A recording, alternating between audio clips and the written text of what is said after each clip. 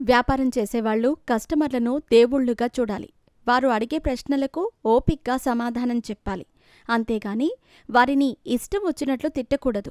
అయితే ఇప్పుడు ఆమెను ట్రోల్ చేస్తున్న వారంతా పతీతులని చెప్పలేం. ఎందుకంటే ఒక రకంగా వాళ్లు కూడా ఆమె చేస్తున్న తప్పే చేస్తున్నారు. ఎందుకంటే ఏ వ్యక్తి మరో వ్యక్తిని కించపరచకూడదు, దూషించకూడదు. అది చట్టపరంగా నేరం. ముఖ్యంగా సోషల్ మీడియాలో ఇది మరింత శిక్షార్హమైనది. ఎందుకంటే ఇందులో సాక్ష్యాలు కూడా ఉంటాయి కాబట్టి. మీరు ఎప్పుడైనా సోషల్ మీడియాలో ఇతరులకు కామెంట్లు పెట్టేటప్పుడు ఒళ్ళు దగ్గర పెట్టుకోవాలి. నోరు జారితే జైలుకు వెళ్లే అవకాశాలు పుష్కలంగా ఉన్నాయి. ఒకవేళ అలేఖ్యతో తిట్లు తిన్న బాధితుడు పోలీసులను ఆశ్రయించి ఉంటే ఆమె చిక్కుల్లో పడుతుంది. ఎందుకంటే ఆమె దూషించింది అతడిని మాత్రమే కాదు, అతడి తల్లిని కూడా. ఒక మహిళ తోటి మహిళను అంతమాట అనటం ఘోరాతి ఘోరం. ఆమె మాటలకు ఆ వ్యక్తి బాధపడి పోలీసులకు ఫిర్యాదు చేసి ఉంటే పరిస్థితి ఎలా ఉండేదో చెప్పలేం. ప్రస్తుతం సోషల్ మీడియా ట్రోల్స్ మాత్రమే వస్తున్నాయి కాబట్టి సరిపోయింది. ఒకవేళ బాధితుడు పోలీసులను ఆశ్రయించి ఉంటే అలేఖ్య జైలుకు వెళ్లే అవకాశాలు కూడా లేకపోలేదు.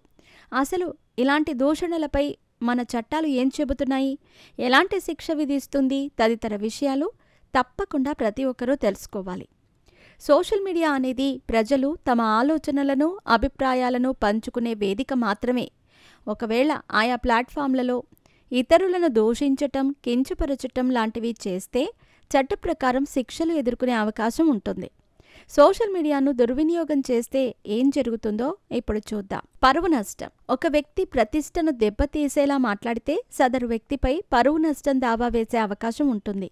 ఈ కేసులో 2 ఏళ్ల పాటు జైలు శిక్ష లేదంటే జరిమానా వేస్తారు. కొన్నిసార్లు రెండూ విధించే అవకాశం ఉంటుంది.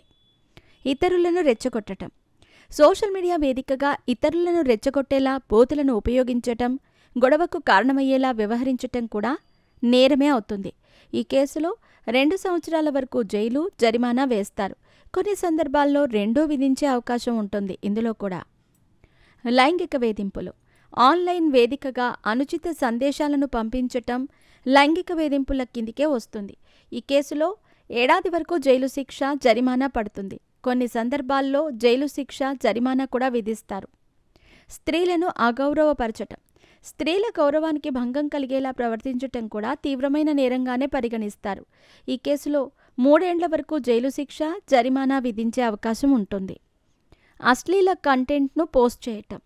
సోషల్ మీడియాలో అశ్లీలమైన జోకులు, ఫోటోలు, వీడియోలను షేర్ చేయటం కూడా ఇన్ఫర్మేషన్ టెక్నాలజీ చట్ట ప్రకారం నేరం. ఈ కేసులో మొదటిసారి 3 సంవత్సరాల వరకు జైలు శిక్ష, 5 లక్షల వరకు జరిమానా విధించే అవకాశం ఉంటుంది. లైంగిక కంటెంట్ను షేర్ చేయటం. లైంగిక సంబంధ అసభ్యకరమైన వీడియోలను, ఫోటోలను షేర్ చేయటం పెద్ద నేరంగా పరిగణిస్తారు. 5 ఏళ్ల జైలు శిక్ష, 10 లక్షల వరకు జరిమానా విధించే అవకాశం ఉంటుంది. బెదిరింపులకు పాల్పడటం. ఎవరైనా వ్యక్తులు నకిలీ అకౌంట్ల ద్వారా ఇతరులను భయపెట్టటం, బెదిరించటం కూడా నేరంగానే పరిగణిస్తారు. ఈ కేసులో 2 సంవత్సరాల వరకు జైలు శిక్ష పడే అవకాశం ఉంటుంది.